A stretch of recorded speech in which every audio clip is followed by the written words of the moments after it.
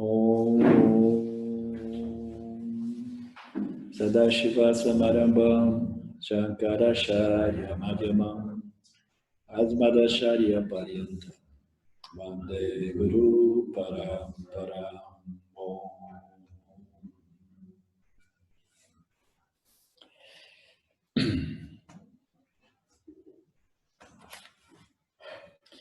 Então, nós dizíamos que os sábios, né, aqueles que compreenderam Ishvara, compreenderam Jiva, e compreenderam as leis que governam a experiência, né, humana, né, as leis que governam o Mitya, o sábio espiritual.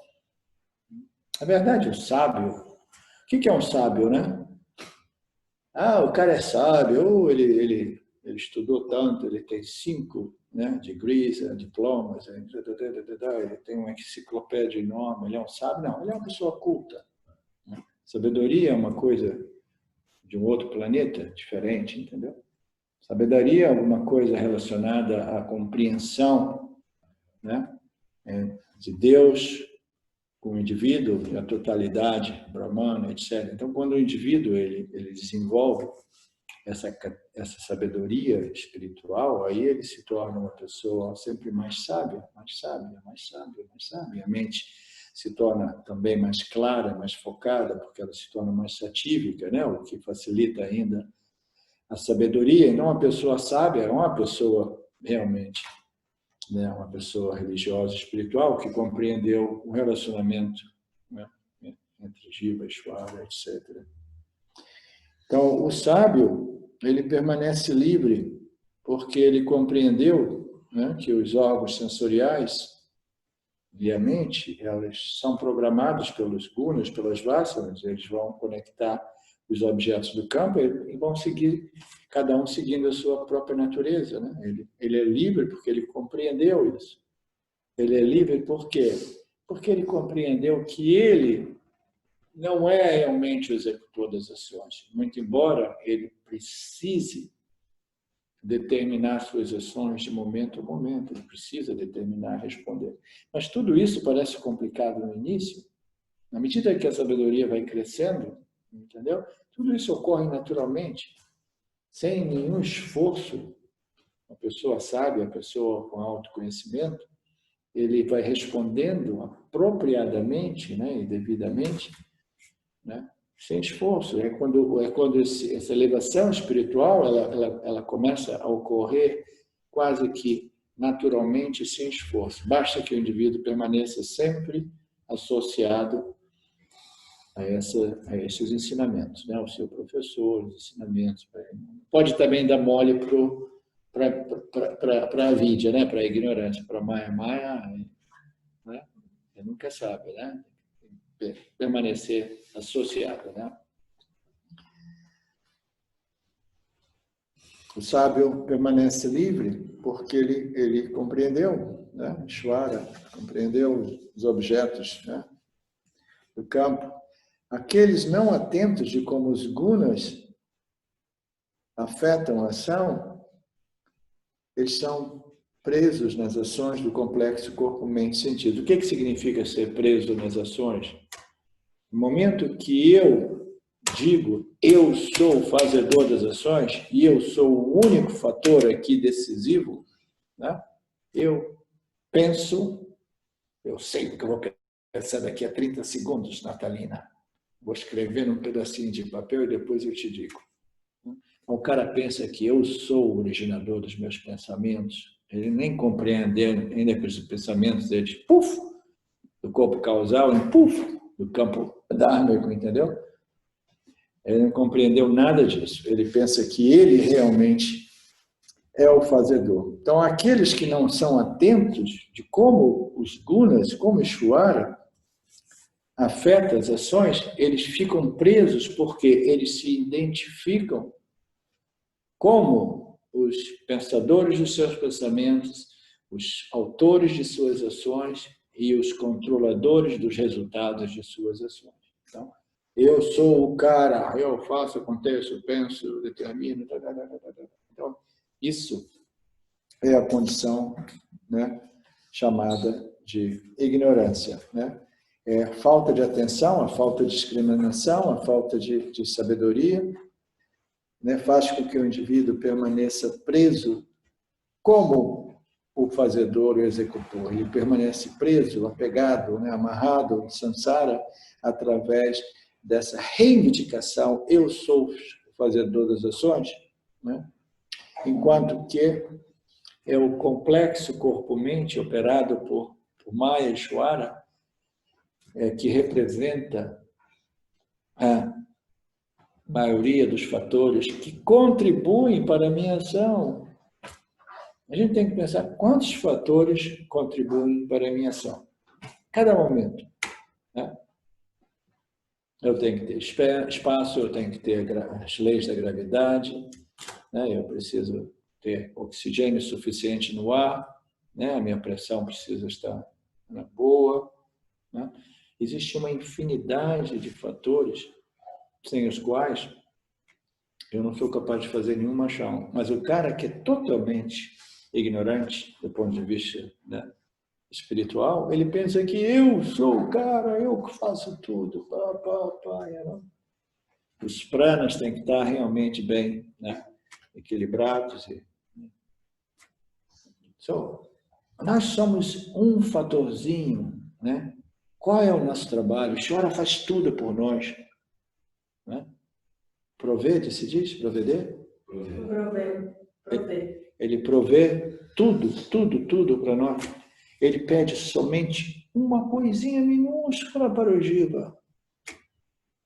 Haja adequadamente. Haja em harmonia com as leis que governam o campo. É a única coisa.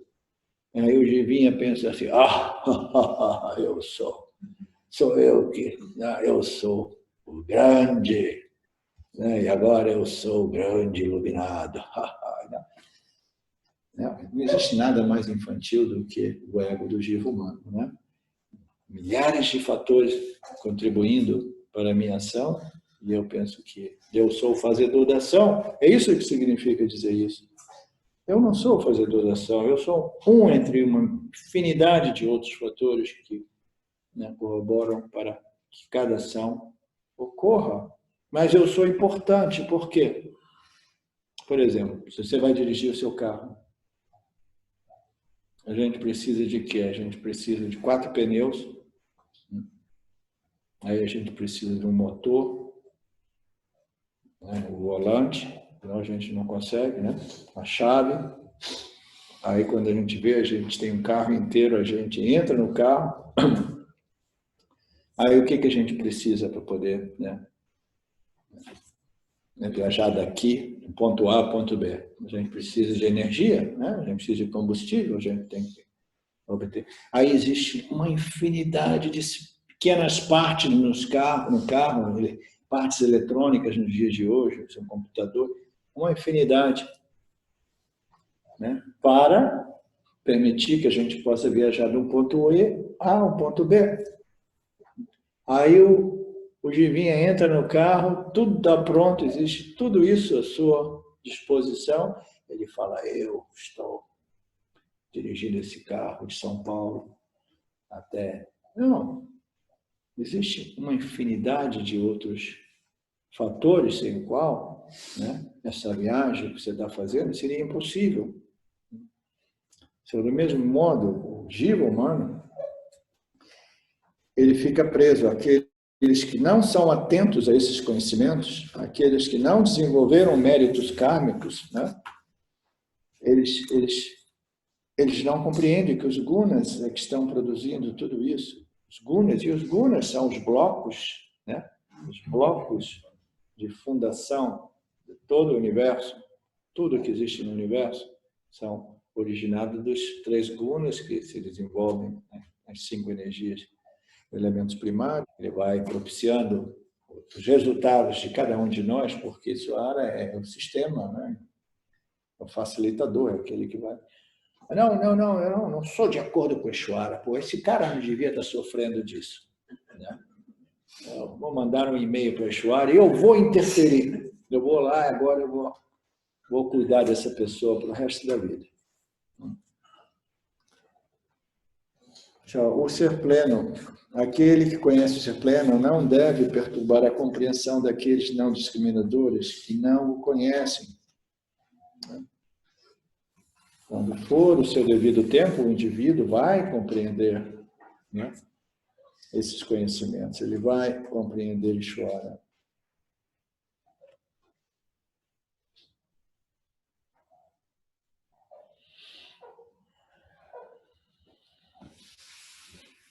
Existe uma infinidade. Em cada fator do campo está direta ou indiretamente envolvida na geração de cada ação. Coisas não acontecem em série, elas acontecem todas de uma vez.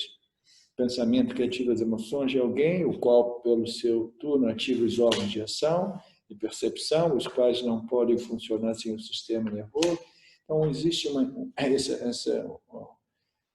esse equipamento chamado, né, nossa construção corpo-mente é tão complexa, é tão inteligente, é tão genial. Nenhuma inteligência artificial jamais será capaz de reproduzir essa inteligência do corpo humano. A inteligência da vida é criada por Ishvara. Por isso que Ishvara não vai deixar esses caras implantarem a inteligência artificial e controlarem todos os giros humanos. Antes disso, Ishvara vai varrer essa insanidade humana, entendeu?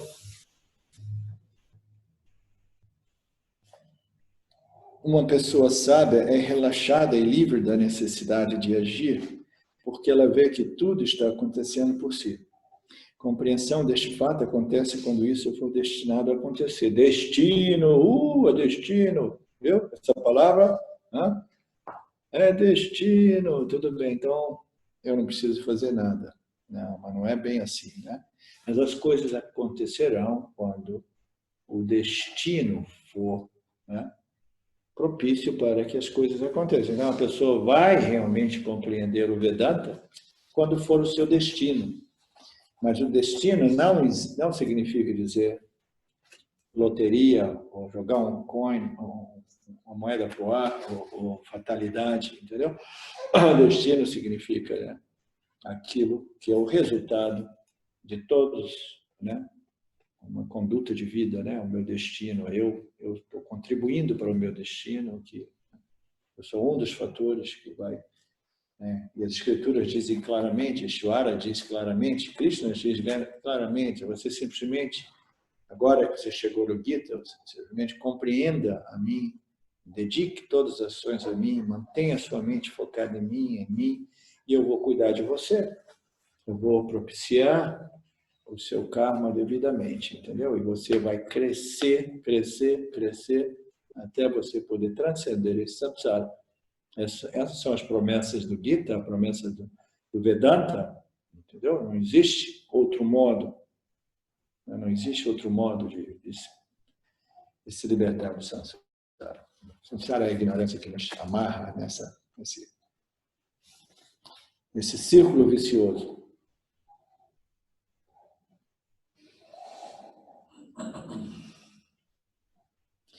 Compreensão deste fato de que tudo acontece por si, né? Porque os gunas estão operando tudo, ela depende, a compreensão deste fato acontece quando tudo estiver destinado a acontecer, quando for o momento do indivíduo, quando o indivíduo estiver pronto para essa compreensão, quando o indivíduo estiver acumulado mérito karma suficiente para que o Vedanta comece a brilhar. Olha só, esperei a minha vida inteira por esses conhecimentos, entendeu? Aí, assim, uau, agora eu encontrei a luz, agora eu sei que existe uma saída dessa condição chamada samsara, sofrimento, ansiedade, expectativa, irritação, medo, pânico, insegurança. Tá? Existe uma saída, porque eu vi que existe uma luz aqui. Tá? Faz sentido. Eu não consigo, né? Não consigo encontrar um defeito nesses ensinamentos. Posso haver dúvidas, mas eu tenho mérito, eu tenho karma suficiente para compreender. Se eu não estou compreendendo algumas passagens, não é porque existe defeito nas escrituras, é porque eu ainda preciso, né, contemplar um pouco mais, refletir, estudar, ouvir, etc., resolver dúvidas, né? Isso é parte da sabedoria nossa, entendeu? Em vez de dizer, essa parte não. As pessoas vão picotando o Vedanta aqui, não, essa parte não, essa parte sim, essa parte não, essa parte sim, essa parte não. Aí no final, né, a pessoa tem... Customiza. Ela vai... Customizar o Vedanta para ela. E ela vai acabar vivendo, né, naquela condição, né, um pouco de ignorância, um pouco de sabedoria. Não, a gente quer 100% sabedoria espiritual.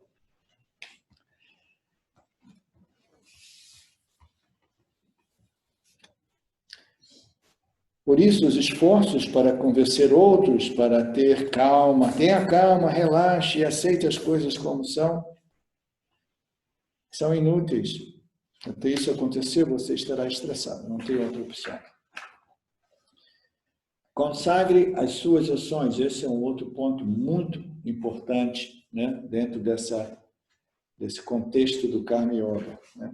Você precisa de consagrar as ações e a gente vai compreender melhor nesse verso aqui. Com uma mente discriminante, livre da raiva, da expectativa e livre desse senso egóico de eu e meu,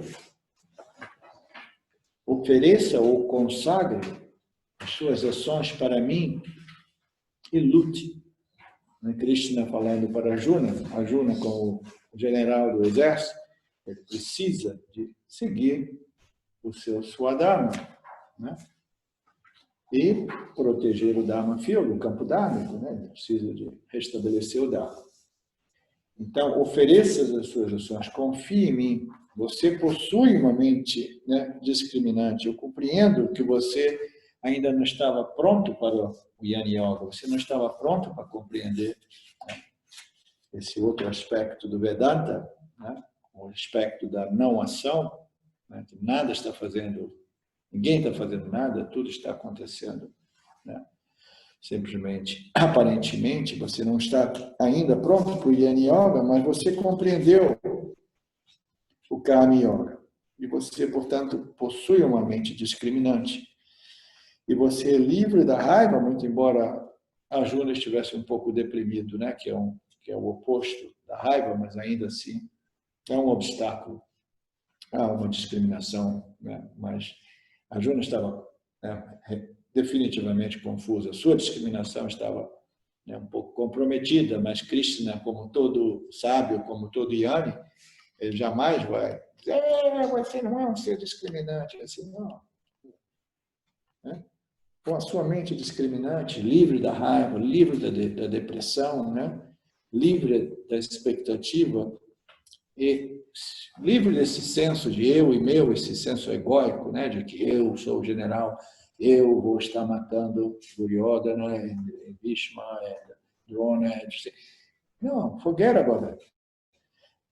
Se livre dessa expectativa e se livre desse senso egóico de que eu sou o fazedor, porque a totalidade do campo necessita que você faça a sua minúscula parte e comande o seu exército, né, para restabelecer o Dharma. Então, compreenda, né, use a sua discriminação, se livre da raiva e da depressão, levante e sem nenhuma expectativa, deixe os resultados por minha conta, mas faça o que eu estou dizendo e abandone esse senso de que eu sou o fazedor de ação. E ofereça as suas ações, consagre as suas ações para mim, o campo. Entendeu? Eu faço isso para o campo, eu faço isso para Ishvara, né? Para mim, e lute. Normalmente aqui, Krishna se refere ao Lord Ishvara. Eu sou o Lord desse universo. Esse universo ele depende dessa estrutura, dessa ordem chamada Dharma. Esse Dharma precisa ser protegido, restabelecido. Lute, né, oferecendo as suas ações a mim, como o campo manifesto, né?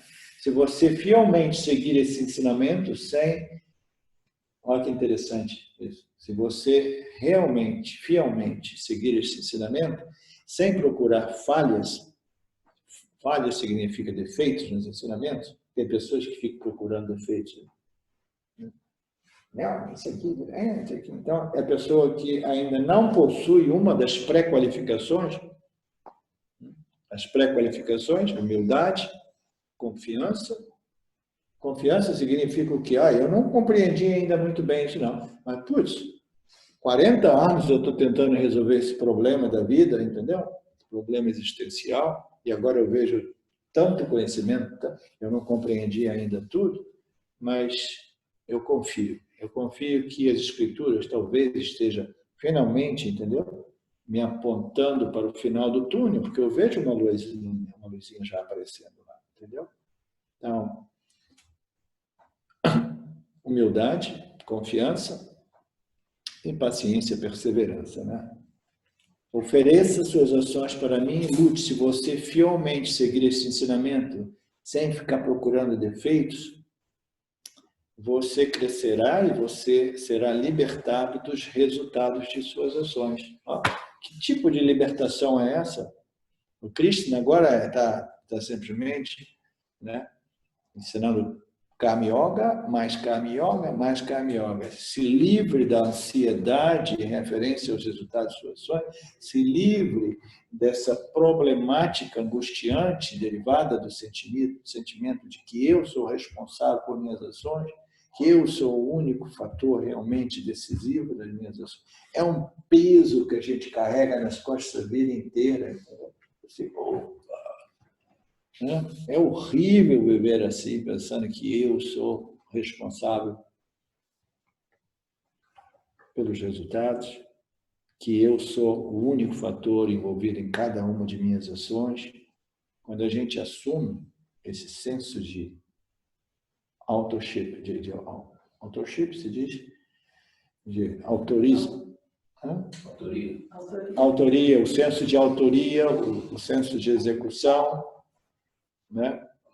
O senso de ser o pensador, etc, etc, dos meus pensamentos.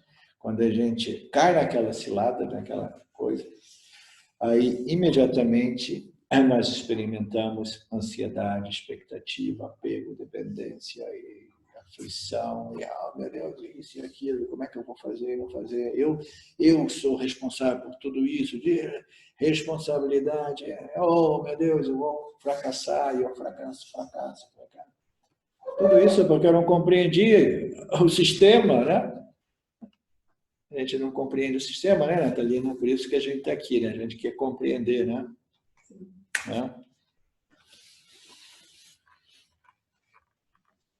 Você, portanto, será libertado dos resultados de suas ações. Não, isso não me interessa, não. Eu quero ser libertado de samsara, eu quero ser o grande iluminado, eu quero ser o grande, vasto, infinito Brahman. Eu não quero, não estou interessado em Nietzsche, não estou interessado em me libertar dos resultados das minhas ações.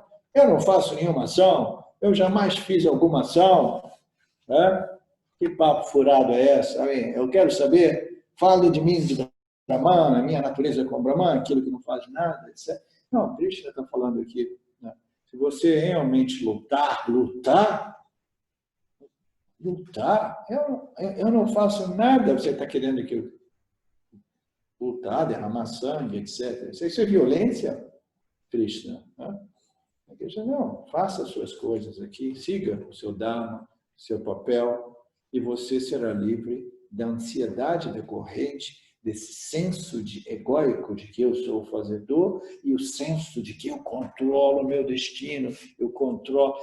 Você precisa se livrar dessa ignorância antes de pensar em se livrar da ignorância. Eu sou o corpo-mente.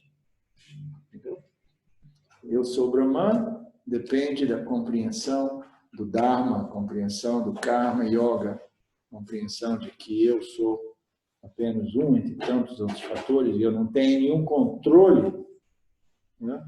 Porque a totalidade dos fatores, chamado Taiwan, que é um outro nome para Deus, Vishwara, é que tem, né, a capacidade de, né, de compor essa equação, né, e ficar, né, concedendo o Parabhada Karma de cada um de nós. Mas se você estiver duvidoso e não seguir o seu Dharma, você não progredirá, você não irá crescer. Se você estiver assim, Krishna, eu sei que você é mais sábio do que eu, mas eu não confio. E por que a pessoa não confia? Por que a Arjuna não, nesse caso, né, se ele estiver realmente duvidoso, a Krishna ainda não tem certeza sobre, entendeu? Onde é que a Arjuna, né, está posicionado aqui, ele diz, mas se você estiver duvidoso e não seguir o seu Dharma, você não irá crescer. Por quê? Porque a pessoa diz assim, não, eu estou vendo um pouco de luz aqui, mas eu tenho apego aos meus tênis, né? Eu tenho apego a isso, apego àquilo, né? Eu não quero isso, eu não quero aquilo, eu quero o que eu quero, e eu tenho apego a esse corpinho, eu não quero que nenhum arco, nenhuma flecha possa fazer alguma coisa, machucar, etc, etc. Então, o apego, nosso apego ao samsara, aos objetos de samsara, a gente pode até nos propiciar alguns argumentos, né, espirituais, como no caso de Arjuna, né? E Arjuna estava, eu preciso ir para a floresta porque eu estou interessado em Jnana Yoga. Ele falou, não, liberte-se primeiro dos resultados de suas ações. Onde é que eu estou? Está lá em cima. Terceiramente. Sim. Mas se você estiver duvidoso e não seguir o seu Dharma, você não irá crescer. Essa dúvida, essa falta de confiança, né, nos ensinamentos revelados pelo Lord Ishvara, vai deixar a pessoa assim. E no final das contas, essas dúvidas, sempre, o que paralisa as pessoas é o investimento que as pessoas têm em samsara. Ah, não, é bonito, é maravilhoso, é incrível, eu estou vendo que tem libertação aqui, mas eu estou muito investido em samsara, entendeu? Estou investido nisso, eu não quero abrir mão dos meus investimentos, dos meus apegos, não. Isso também, próxima vida, talvez, né? Pelo menos a pessoa é honesta, né? Mas eu te digo uma coisa, uma vez que a gente entra em contato com esses ensinamentos, é pior do que o coronavírus, é um vírus, cara, que permanece no seu sistema para o resto das suas encarnações. Vai ficar lá esperando um solo adequado, aí quando vê, ele vai germinando, né? E você vai estar sempre buscando esses ensinamentos até você se liberar do samsara.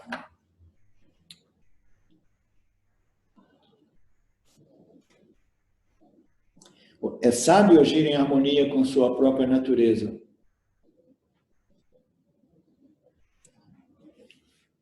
É sábio agir em harmonia com sua própria natureza. Portanto, Arjuna age em harmonia com sua própria natureza. Que natureza é essa? De novo, aqui, cada frase aqui a gente tem que esclarecer para evitar essas confusões. Assim, minha natureza é Brahmana, minha natureza é consciência. Tem pessoas nos dias de hoje, né? A gente vivendo num mundo conturbado, nunca vi um Dharma field nessa condição tão deteriorada em termos de adharma, de violação de Dharma. E tem pessoas que dizem, não, mas eu sou a consciência, existência, para mim não existe nada disso, isso aí, não. Aqui ele diz, é sábio agir em harmonia com a sua própria natureza, a sua natureza como Jiva. A sua natureza como Jiva, você, o general do exército, é sábio agir em harmonia com a sua natureza humana, a sua natureza, o seu Swadharma de Jiva, né? Porque todos os seres seguem suas próprias naturezas naturalmente, é inútil tentar controlá-los, né? Esse já é um outro aspecto, né, dessa natureza. É sábio seguir a sua própria natureza e não tente manipular e controlar a natureza dos outros, porque cada indivíduo, Arjuna, seguirá a sua própria natureza automaticamente, naturalmente. Isso diz muito em termos dos nossos relacionamentos, né, humanos, né? Porque a gente, no relacionamento humano, é quase sempre tentando modificar, ou controlar, manipular a natureza, né? O programa, o condicionamento, as ideias, as noções, os valores um do outro, né? De tal modo que a gente encontra encaixe, né? A gente se...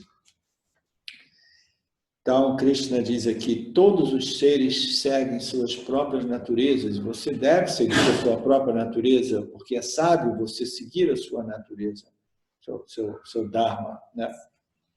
E é inútil tentar controlar aquilo que pertence a Ishvara. Ishvara programa todos os jivas são programados a seguir suas naturezas, e nós temos a capacidade de respeitar a criação de Ishvara, os jivas de Ishvara, e deixar cada um seguir o seu caminho, sabendo que a gente não pode nem mesmo ser o nosso filho, né? Ou filha, esse aqui, senão tem que seguir o seu caminho. Cada um, né? Cada ser segue sua própria natureza automaticamente.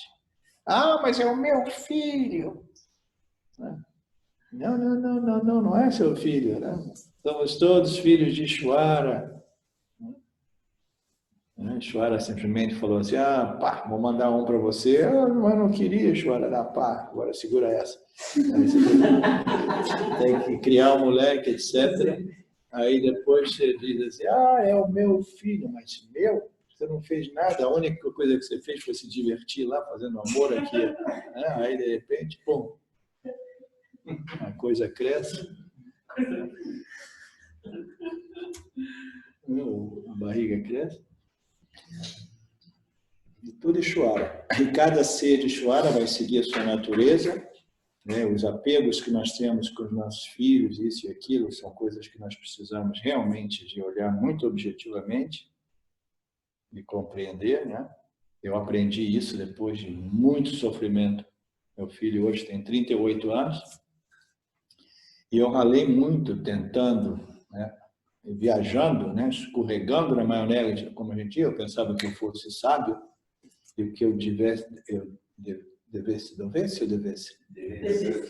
devesse guiar e desenhar o destino do meu filho. Não, você tem que fazer assim, venha para cá que eu vou te ensinar como vive, como faz, como pensa, que coisa é estudar e não estudar. Pá, não, tem que seguir o meu caminho, tem que fazer assim, fazer assim. Quanto mais eu tentava, né, controlar a natureza do meu filho, mais ele se rebelava, mais. Somente nos últimos 5, 10 anos é que eu compreendi, finalmente, que cada indivíduo tem a sua história, uma alma individual, que simplesmente ele veio a esse mundo através dessa minúscula contribuição, que não é nenhuma contribuição. If you go there to make love for a moment, que contribuição é essa, né? Você está se divertindo, né? Então, assim, ele veio ao mundo e eu penso assim, meu filho, eu fiz você. Olha, o seu nariz é igualzinho ao meu, foi eu que fiz. Não fez nada, entendeu? Ishvara que fez tudo. E a gente não precisa controlar. A gente controlar é simplesmente uma coisa.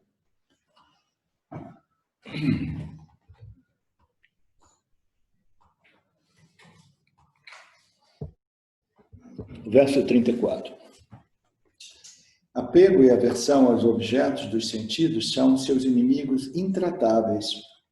De novo, samsara. Samsara é apego. Apego é quando você deseja alguma coisa que você obteve. Apego é um desejo de uma coisa que já foi obtida, né? Desejo é alguma coisa que você quer, mas ainda não obteve. Apego é quando você já obteve e agora você está preocupado. É meu, eu não quero que ninguém pegue de mim, né? Não quero compartilhar com ninguém. Apego e aversão aos objetos dos sentidos são os seus inimigos intratáveis. Então está dizendo para Arjuna, você está cheio de apego a esses caras aí, esses objetos no campo, né? Aversão, né?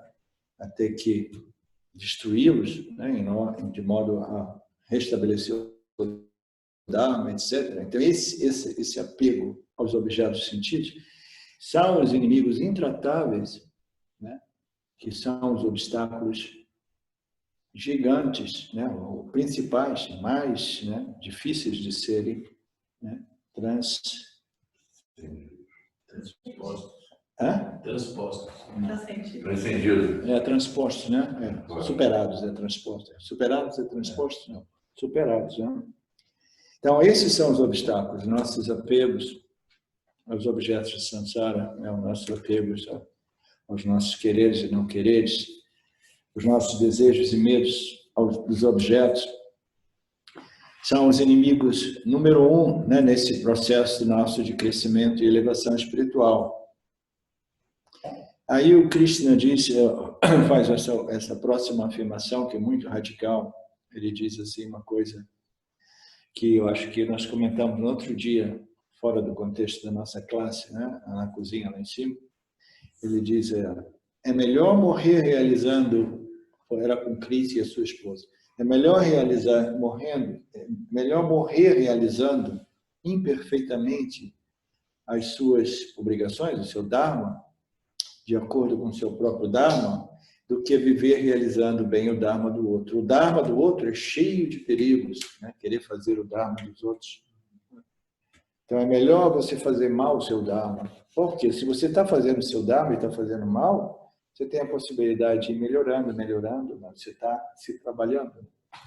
Mas aí existem aquelas pessoas que são apegadas aos filhos, apegados aos objetos, isso e aquilo. Aí quando você vê, são aquelas pessoas que querem controlar, né, a natureza dos outros e quer fazer o Dharma dos outros. Não, você tem que fazer como eu digo, né?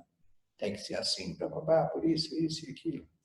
Então Krishna diz, não, é melhor você morrer realizando imperfeitamente as suas obrigações de acordo com o seu Dharma, do que viver, né? Morre fazendo mal seu Dharma, porque é melhor do que viver fazendo o Dharma do outro. Mas o Dharma do outro parece que é uma coisa tão bonita, né? Ser caridoso e salvar os outros, né? E estar ali sempre, salvando, ajudando os outros, fazendo isso, fazendo isso. A primeira questão é, alguém pediu a você para você, né, ajudar? Se pediu, ótimo, né? Mas existe uma montanha de pessoas, os famosos do-gooders, em inglês a gente chama aqueles fazedores de bondade, que eles estão lá procurando alguma pessoa para ajudar. E se a pessoa não quiser ajudar, eles começam a brigar com a pessoa. Você precisa ser ajudado, né? Você precisa ser ajudado. Vem aqui que eu vou te ajudar.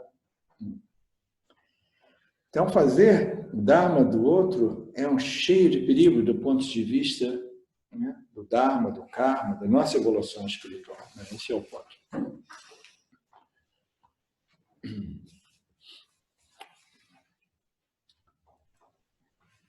O verso 36. Alguém tem alguma dúvida?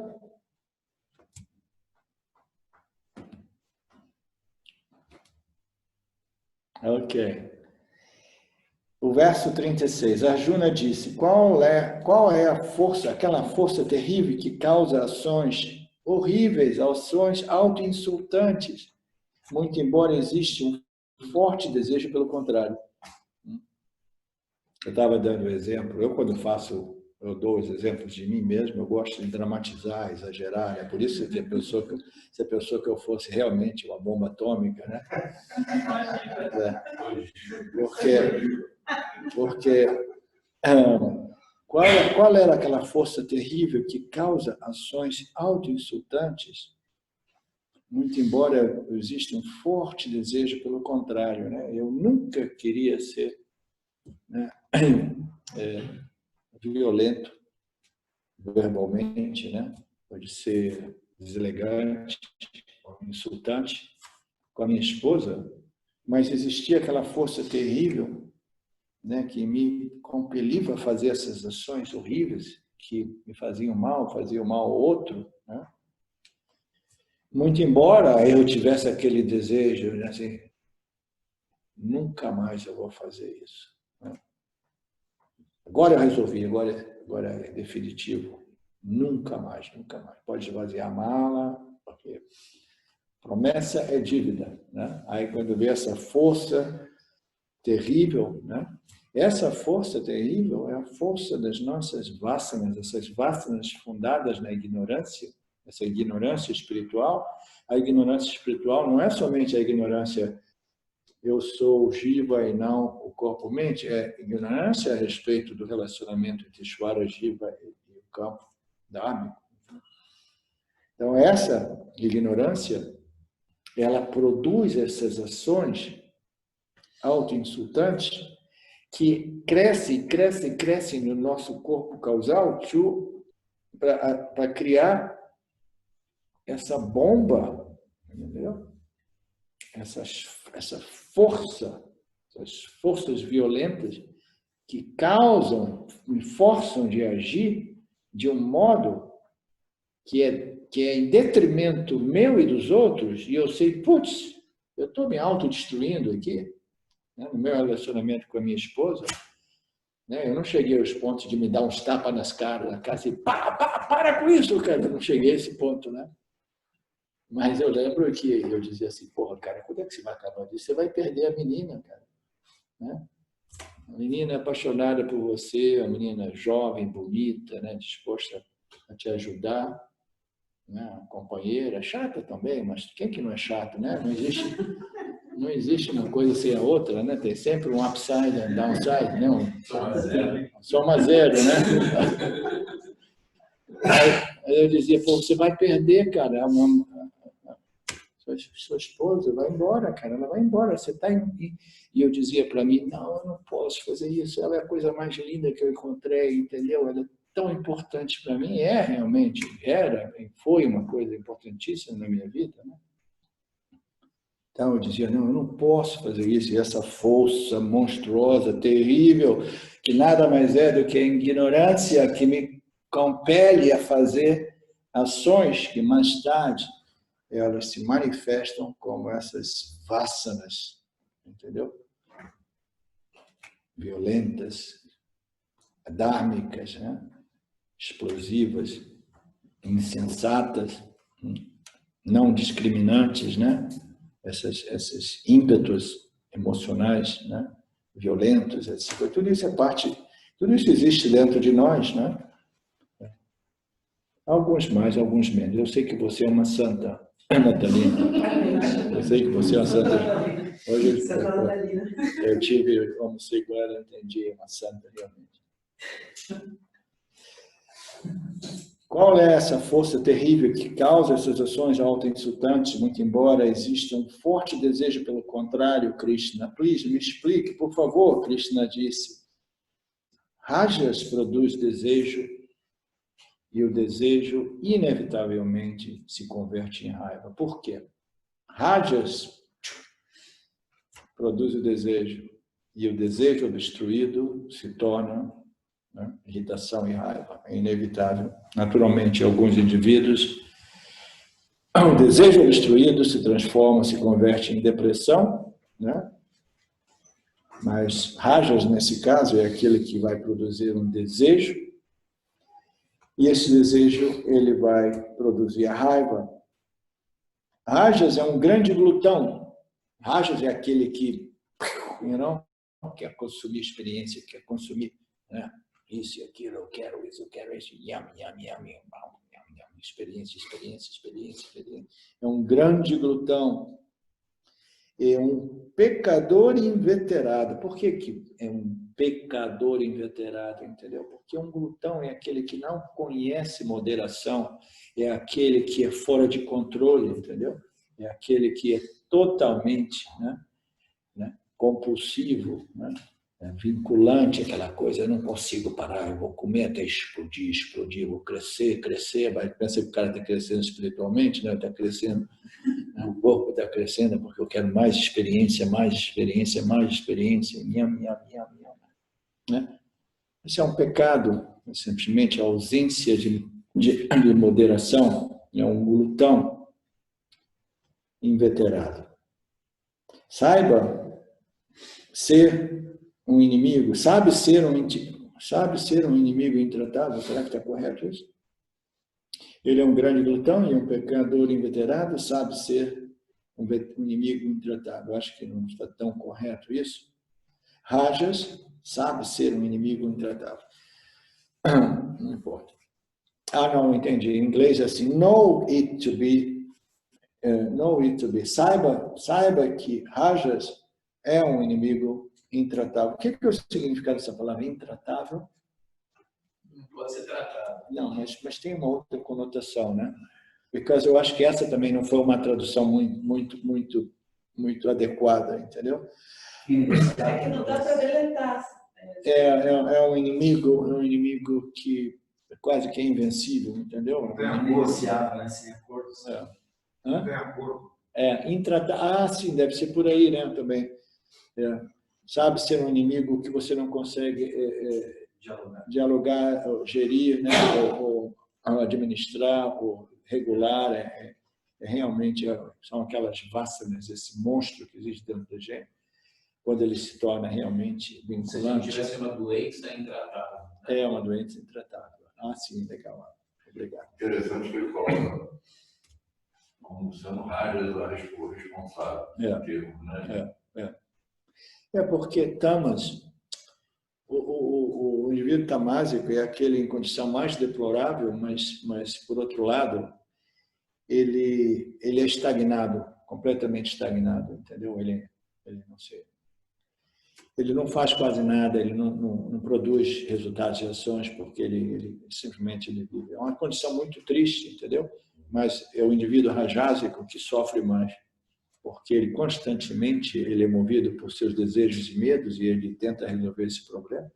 Mas é através dessa energia raja que a pessoa mais tarde começa a compreender que não é por aí, não é por aqui, etc. Entendeu? Tem alguma coisa aqui que não está funcionando, né? A gente primeiro tem que ralar, tem que quebrar a cabeça, etc. A gente permanece na cama todo o tempo, a gente não chega àquela compreensão que permite a conversão de raja em sattva, né?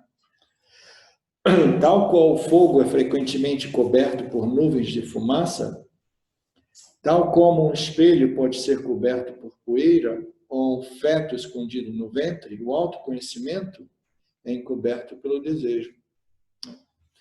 Agora, de novo, o Krishna apresenta, né, a liberação como autoconhecimento. Mas a gente poderia ler esse verso também como esse conhecimento espiritual em geral, entendeu? Esse conhecimento espiritual que requer uma mente discriminante ou discriminativa, né, é impossível quando ele é encoberto pela poeira do desejo, entendeu? Por essa cobertura do desejo. E aqui, Krishna apresenta porque o Gita, o Bhagavad Gita é simplesmente uma síntese, né, dos Vedas que combina a maior parte dos ensinamentos, não a parte ritualística, mas a parte referente a Karma, Dharma, é uma escritura de Karma, Dharma e Moksha. Então, compreende aquela parte védica, né, que envolve Karma, Dharma, e compreende o Jnana Yoga do Vedanta, né, os Upanishads, né?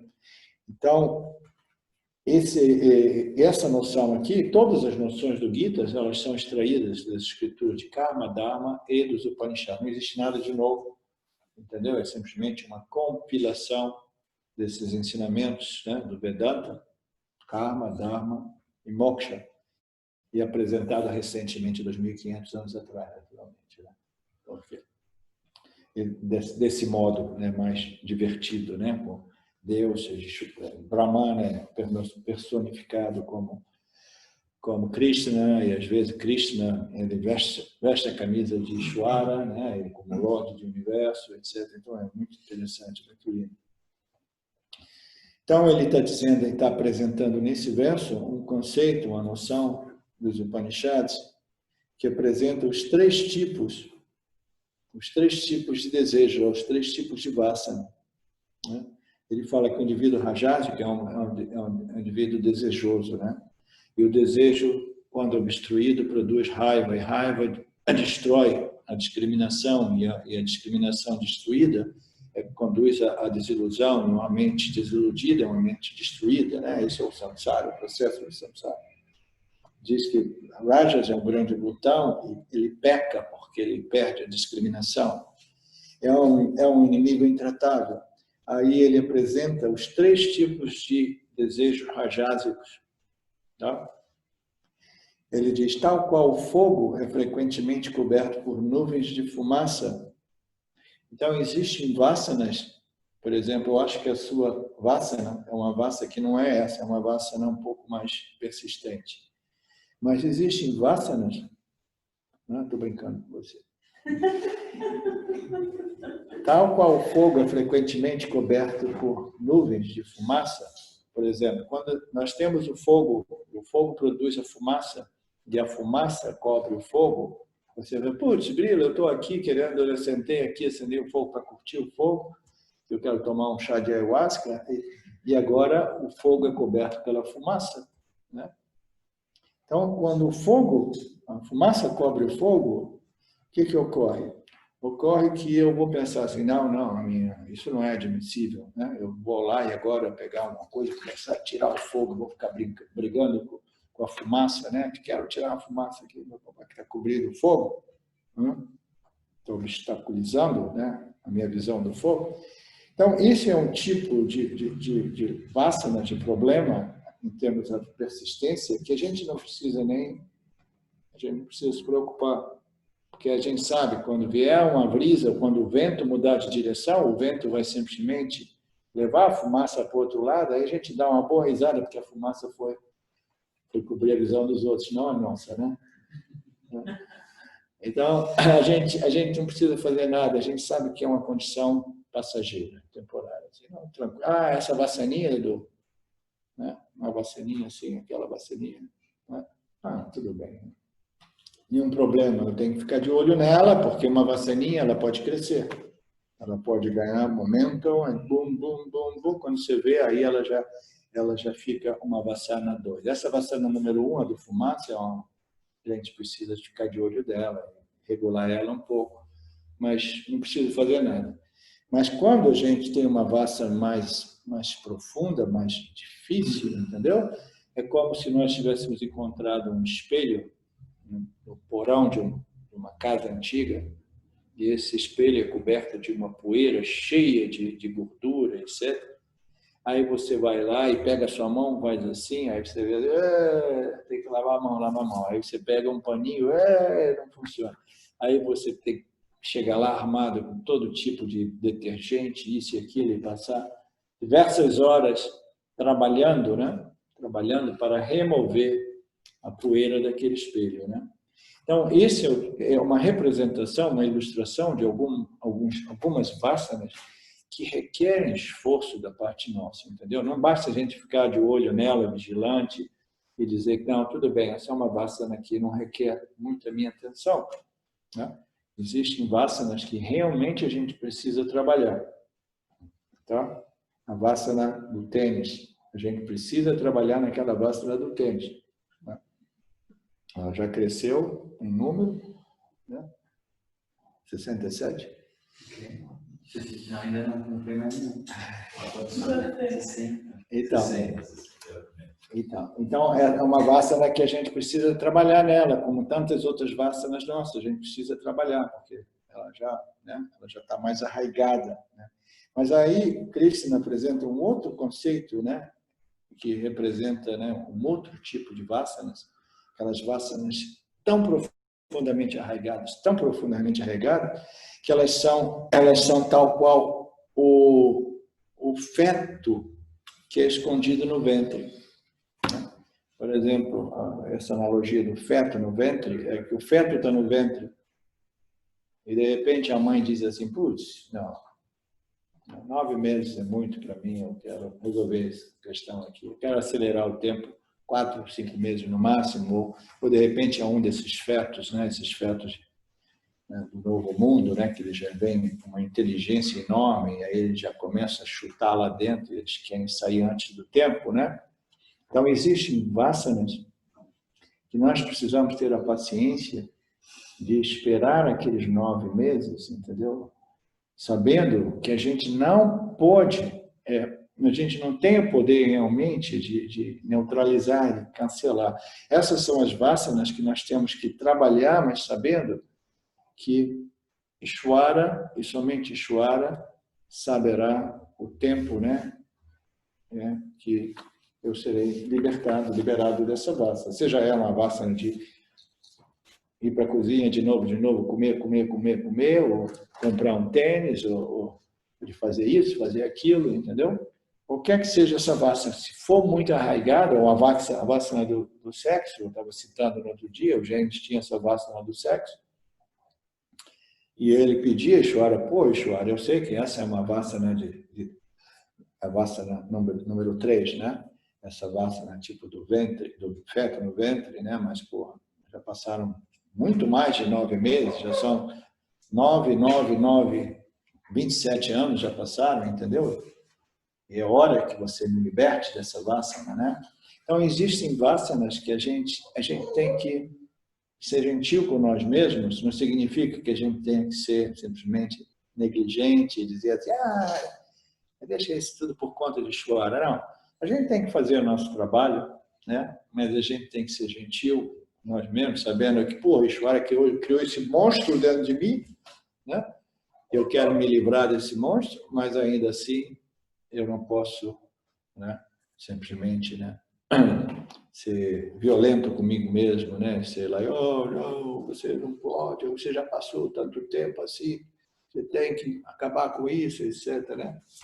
Foi mais ou menos o que ocorreu comigo quando eu falei assim, agora chega. Eu sei que essa vassana minha de ser indelicado com a minha esposa, né, explodir, é uma vassana que é muito forte do que eu, e eu não vou mais prometer nada, isso aí é por conta do meu destino, Ishvara. Se ela quiser fazer a mala e ir embora, vou parar de fazer falsas promessas, porque eu compreendi que existe uma força que me compele a agir, né? E essas são essas vassanas, né? Vassanas número 3.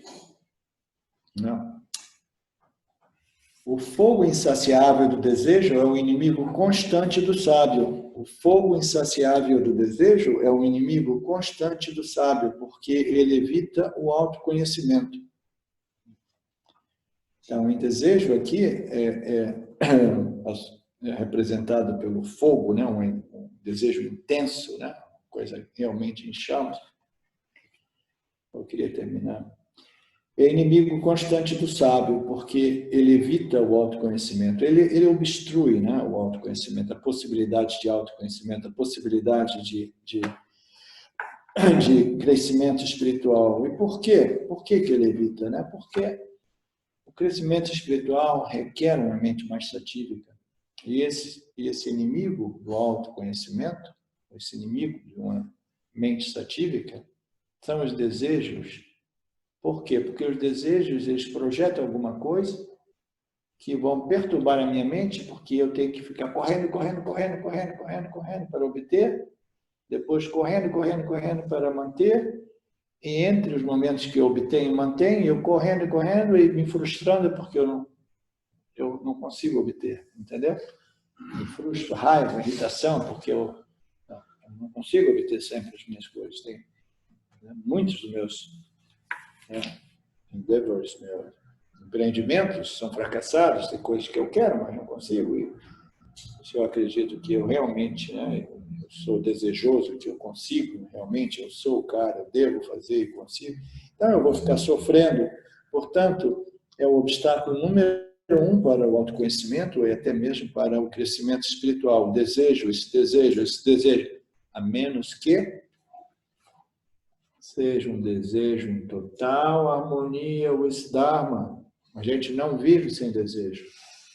A menos que seja um desejo em não violação do Dharma. Então, se é um desejo que não é um desejo exagerado, mas é moderado, se é um desejo genuíno, é um desejo dármico que visa não somente o meu bem-estar, o meu benefício, mas o benefício do todo, esses desejos, eles não são vinculantes, eles não causam essa compulsividade, entendeu?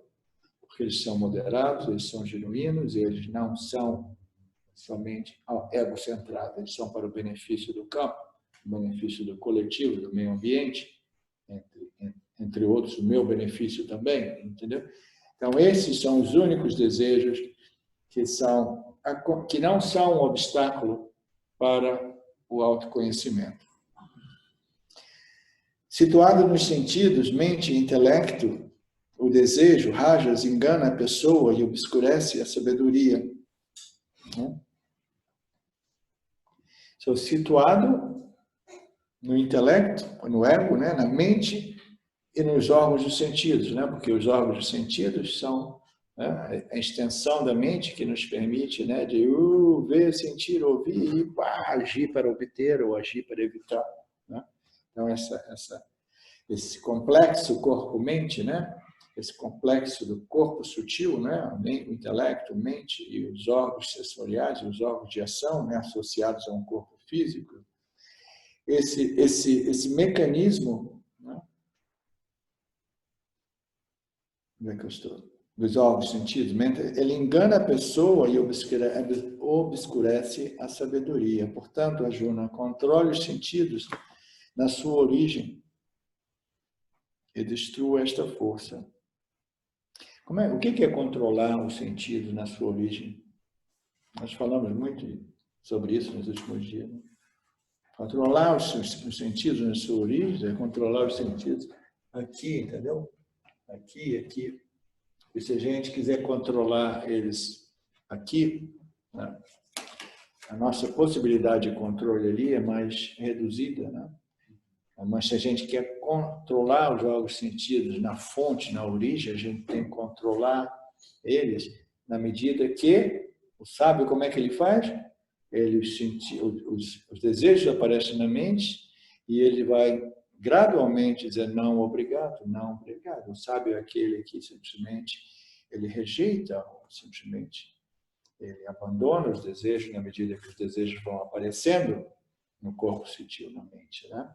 Então, esse é o melhor modo de controlar na origem, né, os seus órgãos do sentido. Você controla ele na origem, na medida que o desejo apareça, porque se você não controlar na origem, aí você vai ter que controlar nos órgãos sensoriais. Nos órgãos sensoriais é mais fácil, é a última linha de defesa, né?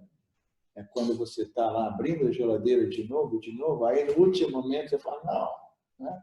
Agora eu tenho que, né? Então, a gente tem essas linhas de defesa, né? Mas aí a gente quer controlar na medida que eles aparecem na mente, esses desejos vinculantes, né?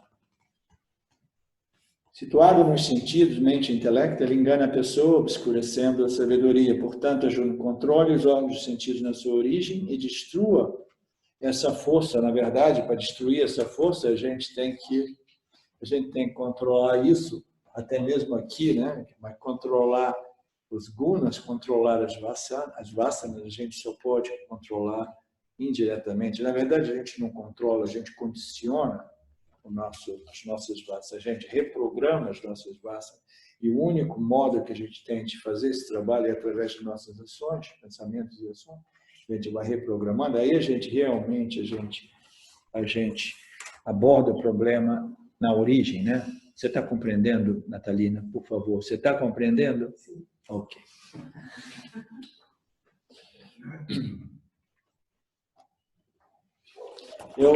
Tem mais um verso, a gente pode acabar hoje. Quem quiser ir embora, pode ir, falta um versinho.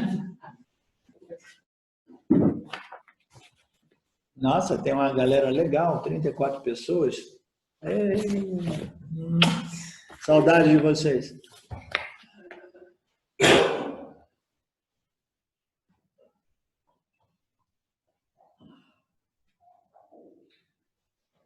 O verso 42. Os órgãos sensoriais são mais sutis do que o corpo. Esse é um verso legal. Estou feliz de ver esse verso aqui. Sabe esse chat? Esse chat foi originado de algum desses versos do capítulo 3 do Gita. E ele foi iniciado por Shimayananda, mas o chat de Shimayananda, que era inspirado no capítulo 3, era muito mais simples. E o James, ele expandiu, né, utilizando mais desses elementos do capítulo 3. E agora, lendo isso aqui, você vai compreender, né, da onde que foi originado esse chart, né? Os órgãos sensoriais são mais sutis. Os órgãos sensoriais, né? Os órgãos sensoriais pertencem ao corpo sutil. Os instrumentos sensoriais, esse belo nariz, essa bela orelha, né? Todos esses órgãos, os instrumentos sensoriais são físicos, pertencem ao corpo físico. Os órgãos sensoriais, eles pertencem ao corpo sutil. Os órgãos sensoriais são mais sutis do que os instrumentos sensoriais, porque eles pertencem ao corpo. Os órgãos sensoriais são mais sutis do que o corpo. A mente é mais sutil do que os órgãos sensoriais. Como é que a gente sabe disso? Porque os órgãos sensoriais são absolutamente inertes. Eles não são sencientes, entendeu? A mente já é um fenômeno, né? Muito mais sutil, porque é na mente que ocorre o pensamento eu sou. Né? Então, é esse pensamento, sentimento, eu sou, eu existo, né? Que nos permite objetivar os órgãos sensoriais e controlar os órgãos sensoriais, controlar os órgãos de ação, etc. É a mente, entendeu? Esse pensamento eu sou. Portanto, os órgãos sensoriais, eles são mais sutis do que os instrumentos sensoriais, são mais sutis do que o campo dármico, físico, né?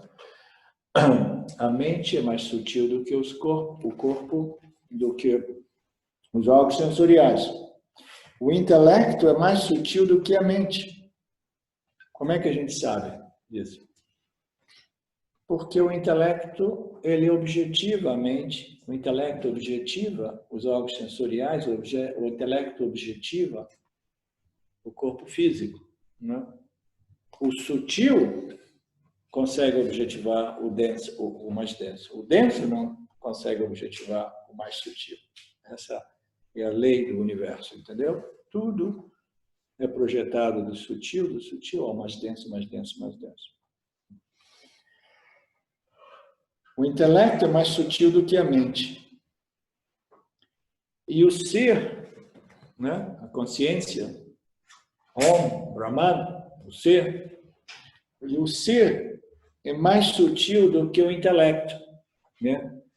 Consciência, Brahman, é o mais sutil dos sutis, né?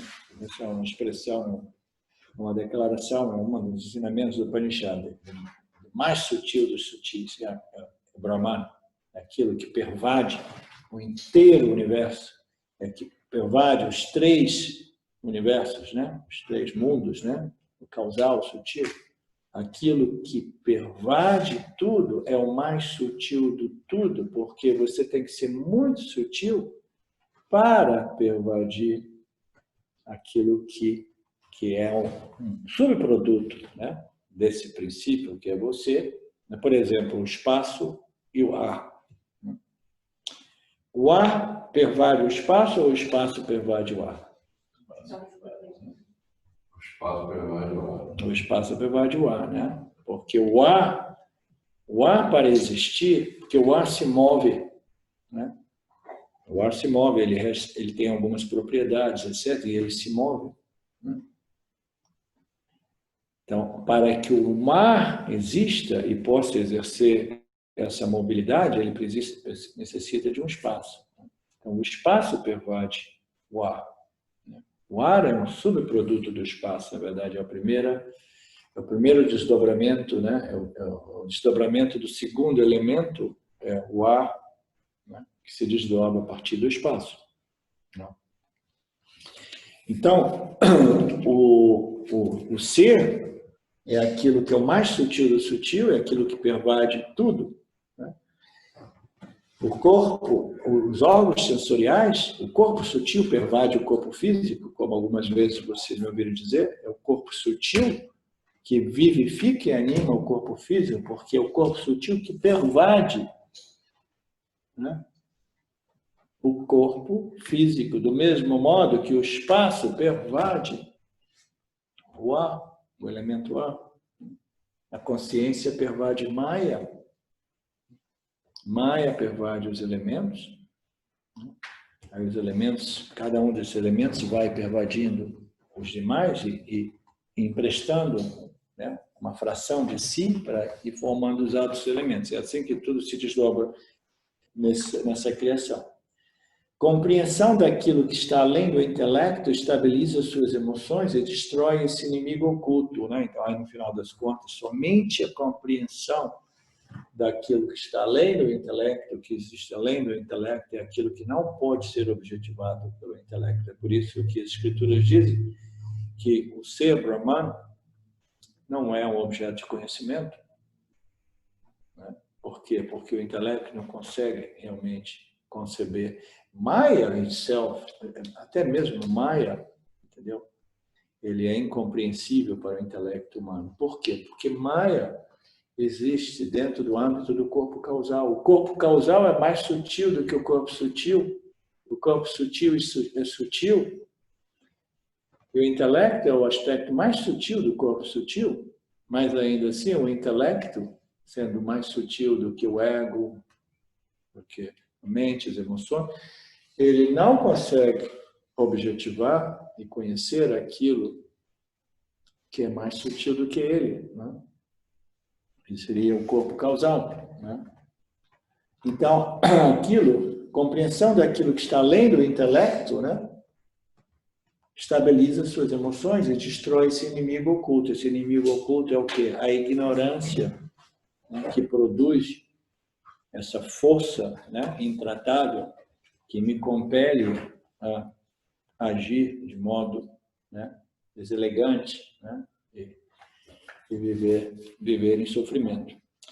Análise dos desejos de alguém e a limpeza deles com Karma Yoga torna as emoções manejáveis, mas a sentença de morte do desejo é o autoconhecimento, no final das contas. Karma Yoga é muito liberante, liberta o indivíduo de muito sofrimento, de muita ansiedade em relação, né, aos resultados, aos destinos. Eu posso navegar em samsara muito mais tranquilo, mas no final das contas, somente o autoconhecimento, né, pode libertar o indivíduo. A sentença de morte dos desejos, que é o símbolo da ignorância, né, é o autoconhecimento. É o conhecimento, eu sou a plena, completa consciência livre de ação, porque o ser é mais sutil do que o mais sutil de todos. E não está disponível para objetivação, ele é somente disponível através da investigação guiadas pelos conhecimentos do Vedanta, pelos ensinamentos do Vedanta e Jnana Yoga, testados através dos milênios. Né? É bonita essa sentença.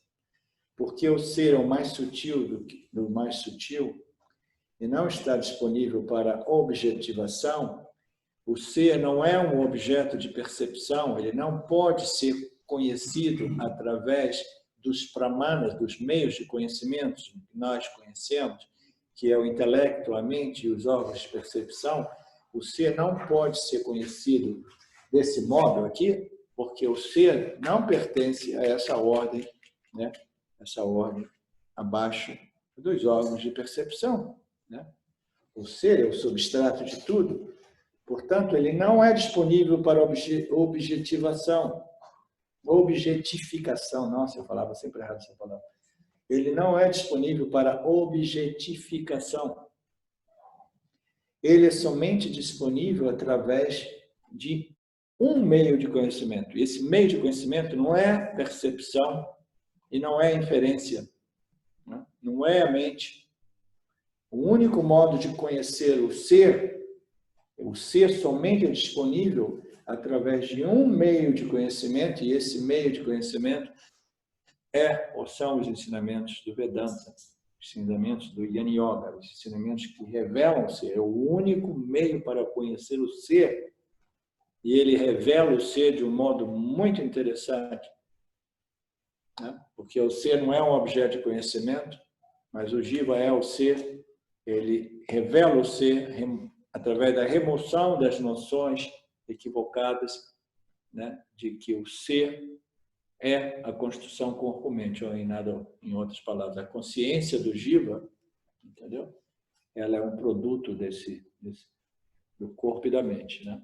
consciência livre e independente, é o mais sutil, é aquilo que pervade essa construção corpo-mente. Então, esse conhecimento testado através do milênios é o único meio de conhecimento para conhecer aquilo que não pode ser conhecido através da percepção e da inferência, pode ser conhecido através dos conhecimentos dos Upanishads. Então, essa é a moral das histórias, e assim a gente termina o nosso curso de Karma, capítulo 2 e 3. E agora que nós estamos todos devidamente qualificados para o Jnana Yoga, a gente vai iniciar o Atma Bodha amanhã, e no final da semana, no final do domingo, a gente vai sair daqui com nossos certificados de Jnana, que já estão sendo imprimidos.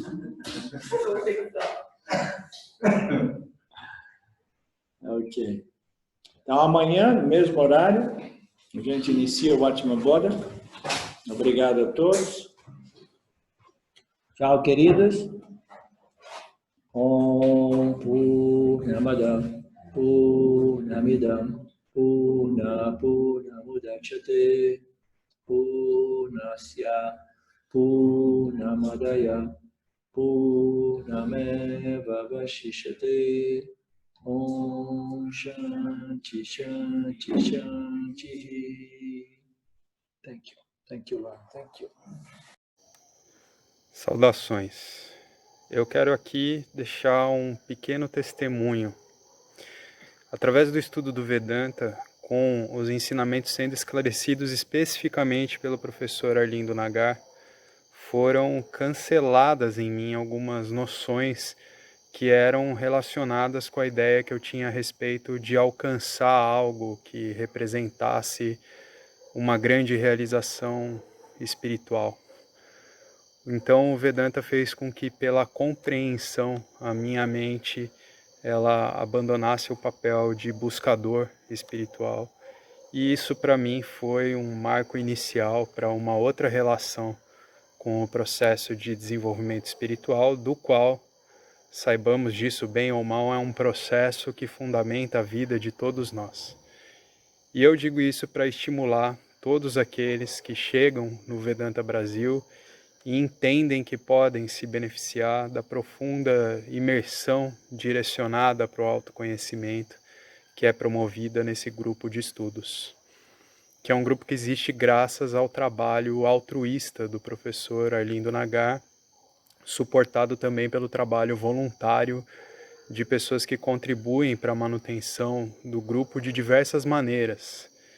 E entre as várias formas de contribuir com esse trabalho, as contribuições regulares em dinheiro, elas são necessárias. Então, se você se beneficia do trabalho desenvolvido no Grupo de Estudos Vedanta Brasil, faça uma contribuição. Qualquer quantia é muito bem-vinda. As informações para transferências em dinheiro ficam disponíveis na seção Avisos do nosso grupo no Facebook e serão colocadas na descrição desse vídeo aqui também. Namaskaras.